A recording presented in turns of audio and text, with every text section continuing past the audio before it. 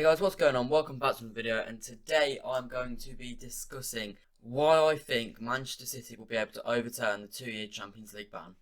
I'm going to split this up into different parts and pretty much going to explain what we've done wrong and why we've been given this ban in the first place, the implications if we fail to overturn the ban, what will happen if we win the ban, and my view as a City fan.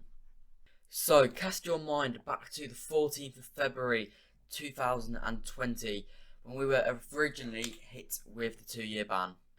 Along with this, we were given a 30 million, I think it was euro, fine for committing serious breaches of financial fair play regulations. Before I continue, I'll quickly get on into what FFP actually is in case you don't fully know. So I'm reading this off my computer here. The UEFA financial fair play regulations were established to prevent professional football clubs spending more than they earn in pursuit of success, and in doing so getting into financial problems which might threaten their long-term survival. So in theory, it's meant to stop clubs like Bury going, well no, bigger clubs, but doing what Bury did and going under because they can't afford to keep going because they're spending more than they're getting in. So in theory, it's meant to stop that happening. But as shown in like the EFL's FFP rules, it doesn't really work because clubs like Bury can still go under. And as much as it seems like it is a good idea, and in theory it should work, in reality it doesn't, and it is just a way of the big clubs staying big, mainly the G14. It's the type of thing the G14, which is the biggest clubs in Europe, it's like their little group, just saying, we're going to earn the most money, so we're always going to sell the best, because we can always afford the best players, because our revenues are so much higher than everyone else.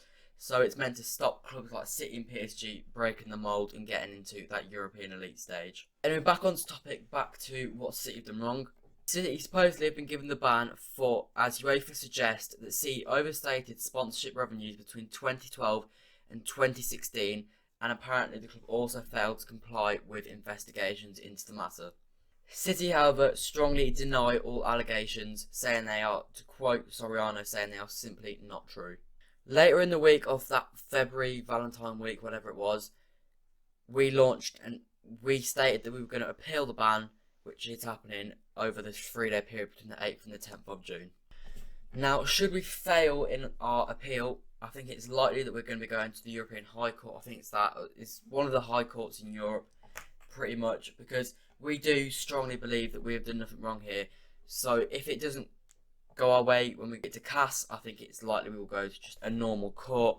What is key to this scenario as well is that the idea of financial fair play is technically, in business terms, an illegal rule. In legal terms, you can't stop someone from investing in their own business, which is the opposite of what FFP does. City went about with things, getting all the best lawyers in the world pretty much. Within weeks, it was announced we were going to have David Yannick as one of our lawyers on 20 grand a day or something mad like that. And the club has said they'd rather spend 30 mil on 50 of the best lawyers in the world than accept defeats to UEFA. The club also feels it's unfair to charge them on the grounds of not complying with investigations because they feel the investigations were quite flawed and that the emails were hacked, so it was an illegal investigation in the first place anyway. Now I'm going to move on to what happens if we fail in our bid to try and prevent this ban from going ahead. Now, if it goes wrong, I do think it could have quite a big impact on the club in the sense I think it will definitely stutter our success, and this decade won't be as good as the last one if that is the case. First of all, there's all the stuff going around about tainted titles and all that lot. Personally, as a City fan, don't care about any of that stuff, but it is probably going to happen if we fail to overturn it. Even if we do overturn it, we'll probably still get, given the tainted title thing. But I mean, how can a Liverpool fan really speak when they're winning the league? How this is going? The main issue from this is due to FFP rules. If we do get the 2-year ban, we lose out on a lot of revenue. I think it's like 70 million a year we're expected to lose. I think 150 million just next year alone if we aren't in the Champions League, which means we can't attract the same players because we don't have Champions League football, and we can't afford the same calibre of players either because we don't have the same revenues. Just from a City perspective as well, it's not great because if we don't qualify for next year's, it opens the door to United qualifying, which again is something we want to avoid because then they can attract more players and they might get back to their best. Although with Ole in charge, I don't see it happening. But from a City fan perspective, you don't want to see United qualifying for the Champions League if you can stop it. Another issue, players like Kevin De Bruyne have come out and said, I'm pretty sure, I don't know if he's come out and said it, but there's obviously rumours about him leaving if the 2-year ban goes ahead. I think if it's just one, I think we might be alright, but if 2 years happens, we've got problems. We might see Pep leave, De Bruyne leave. We'll still have, I guess, a few players, but I think most of the big hitters will end up leaving. But that could mean a chance for the youth players to come through, so I guess it's a win-lose situation.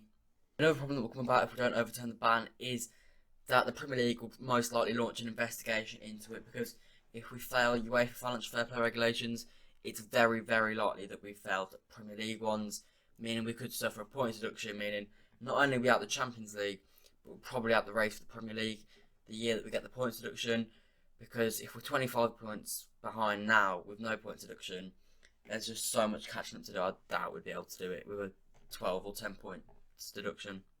But now, moving on to a more positive side of things, if we win, it would be huge. First of all, just the boost around the club. If we were able to say we beat UEFA, it would just be a massive pride thing, beating the corrupt organisation that we all massively, massively hate. I think it would just be a massive boost in that sense. I also think if we win, FFP will be in the bin, because you can't... In reality, we probably have broken the rules. I find it highly unlikely that we've actually kept to the rules, and it will just be a case of if our lawyers are good enough to get us out of the situation, then they will. But regardless, we've definitely done something wrong. There's no way Man City have done what they've done without cheating in any way. And so you can't really punish anyone for breaching financial fair play if we're able to get out of it. So yeah, I just don't see it carrying on if we win this. I've got a feeling it'll go. And plus, it doesn't really work, so I think they're going to have to change the rules regardless. Another plus is that if we win, UEFA will look absolute mugs, like I just said, which is exactly what we want. If they lose to a football club, an entire entity loses to a football club, and they've tried to ban us, they've tried to put us in the bin, and we've just beaten them, that makes them look really, really naff. Now, finally, moving on to a City fan perspective, my perspective is, from a City fan perspective, I've never really cared about the Champions League, so being out of it doesn't really bother me too much.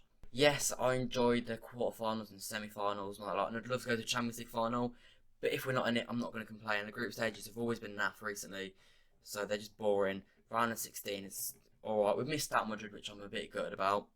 Also, on the topic of the bad group stages, if we're not in the competition anymore, we can't draw Shakhtar for another 2 years, which is a massive bonus, because I do not want to see Shakhtar in our group stage ever again. Which is it's just a boring competition in that sense. And also, when we're back in the competition after the 2 years, which I'm sure we will be, I'm sure we'll qualify straight away, there'll be that added edge of wanting to do well, just so we can say we've done well in the competition, because we all know we don't want to, that no one else wants us to be in it, so it just adds that extra edge, making us want to do that extra bit better. And also, the banner, from a City fan perspective, we're not going to be able to unveil that banner, the banner from the 1894 group. It was revealed last Friday. Views, it didn't go down too well, I don't think, with the City fans. I think it's alright. The main banner's not great, but the writing small banners, they're alright. They say what they're meant to do. And like the 1894 group said, it did the job. It got worldwide. It went across newspapers, so it did its thing. It raised awareness, which is, I guess, what it was supposed to do.